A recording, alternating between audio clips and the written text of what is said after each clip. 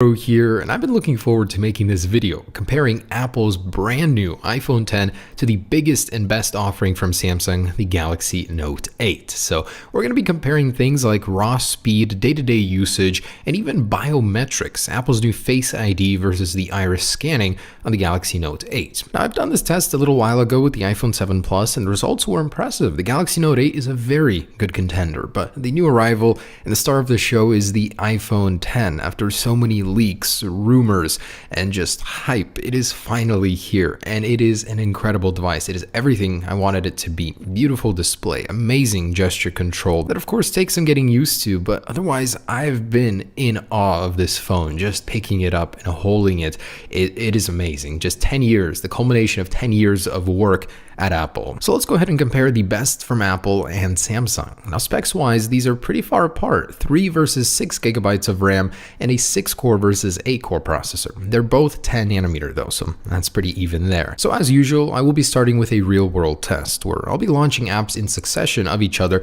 to simulate a day with your device. So stuff like Snapchat, Instagram, social media, shopping, games, stuff like that. So enough to bog the phone down, but not to completely cripple it. Anyways, starting with Snapchat, we're just going to run quick Snapchat. Of course, everyone does that on a day-to-day basis, going in Instagram, checking some posts, taking a picture with your camera, which for some reason hesitated on the Note 8, and then jumping into Maps to get some quick directions, and then into Photoshop Express to edit an 8K image, which does take a little bit longer than an average picture you're going to take with your device. So jumping into Minecraft has a slower animation when loading up on the Note 8, and both of these, as you can see, are unoptimized for the displays. They're cropped.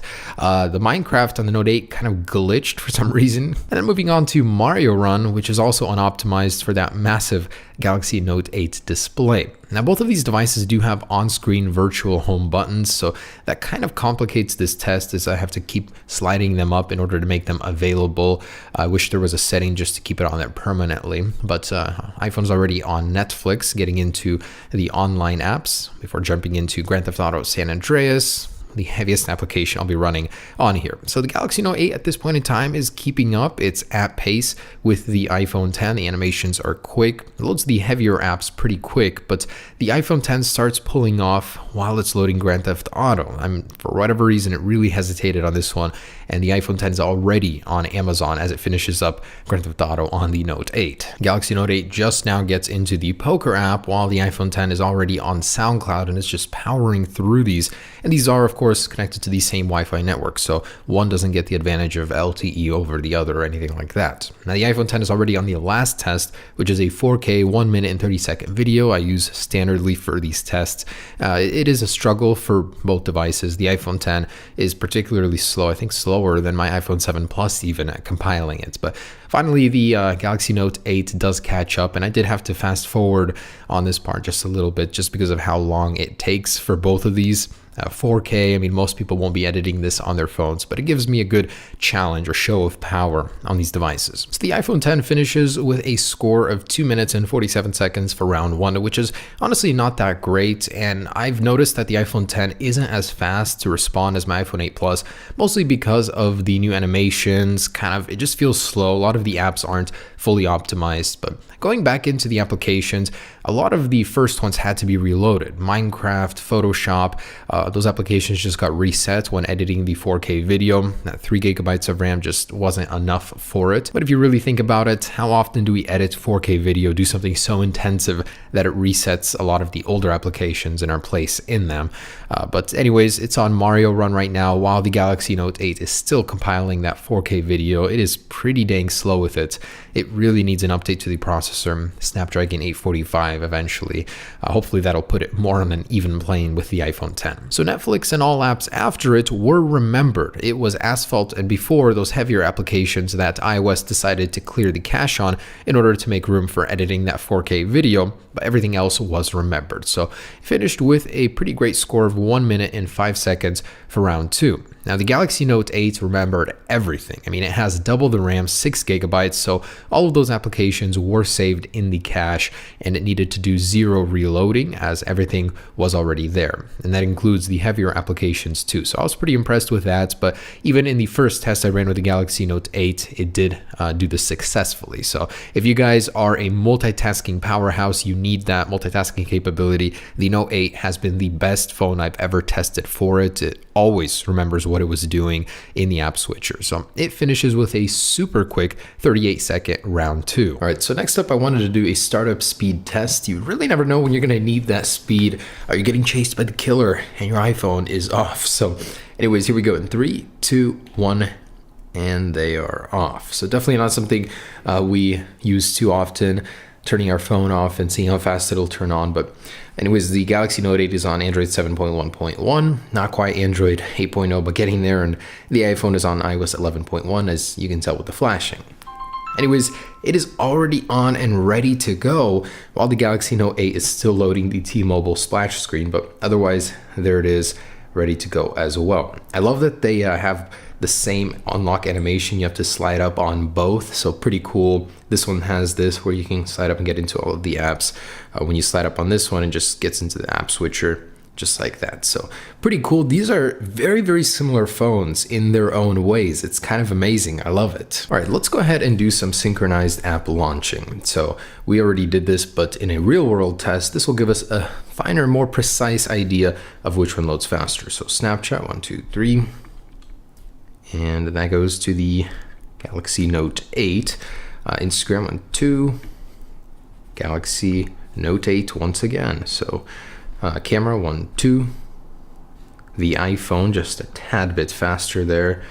Man, it takes a while to get used to pressing something versus just swiping up to go home. And Maps, 1, 2. And Galaxy. So web-based apps, this one seems to like them a little bit better. Let's try Photoshop. Hangs just a little bit on the Note 8, and then getting back into the project and exporting it on both. So 1, 2.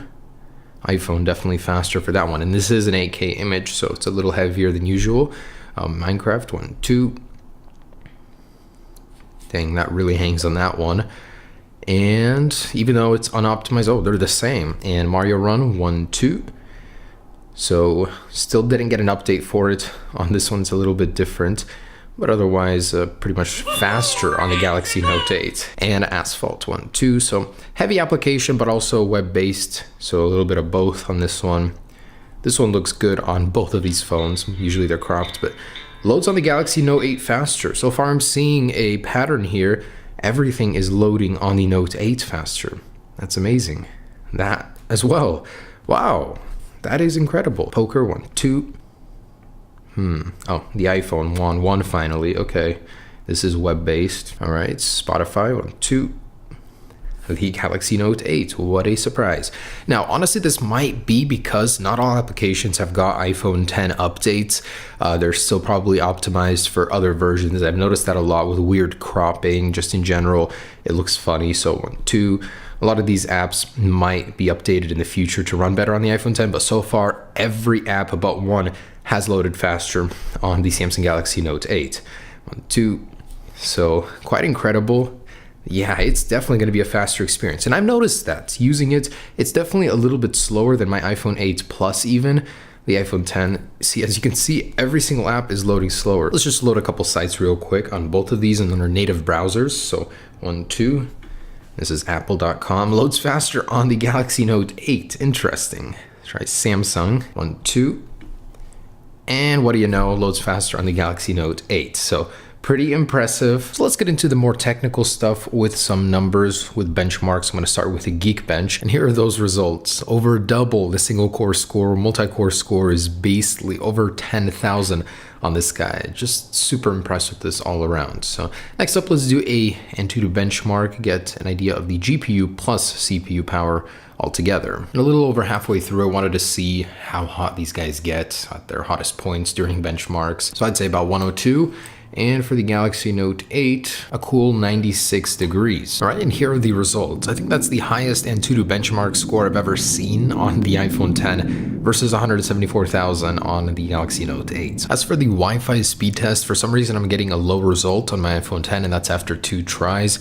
Galaxy Note 8 takes full advantage of my Wi-Fi speeds. All right, so next up, biometric speeds. This one is going to be tricky, but I still really wanted to test this. This would be Face ID 3D facial modeling on the iPhone 10 versus iris scanning on the Galaxy Note 8. Both have their own weaknesses and strong suits, but let's go ahead and compare them, speed-wise anyways. In 3, 2, 1, and definitely Galaxy Note 8 on that one. Let's try that again, 3, 2, 1. Definitely Galaxy Note 8. All right, let's try with a swipe up on the iPhone 10 this time. 3, 2, 1. Oh, so a little bit quicker, still not as fast as the Galaxy Note 8. Well, this time a little bit faster actually. 3, 2, 1. Okay, so identical with the swipe. 3, 2, 1.